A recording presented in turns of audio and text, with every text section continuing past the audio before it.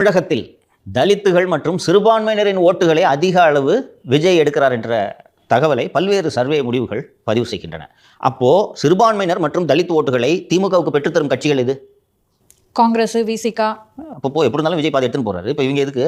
இன்னொன்று, தேமுதிகவுக்கு செல்வாக்காக இருக்கக்கூடிய தொகுதிகள் எது என்று பார்த்தீர்கள் என்றால் வட தமிழகத்தில் இல்லையா? விருதாச்சலம் அந்த பக்கம் தான் இருக்கு.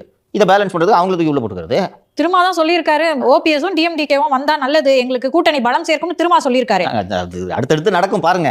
எப்படிமா கூட்டணிக்கு பலம் சேர்க்கும்? உங்களுக்கு பலம் சேர்க்குமா? ஏற்கனவே இடம் இல்லாமல் தானே 6 கொடுத்தாங்க.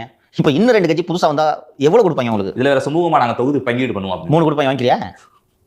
2 தருவாங்க. கலைஞர் இப்படி தான் பண்ணுவார். இதயத்தில் இடமளித்திருக்கிறேன் தம்பி திருமாவுக்குன்னு சொல்லிட்டு கம்மியாக கொடுப்பார் சீட்டு. இப்போ பிளான் புரியுதா?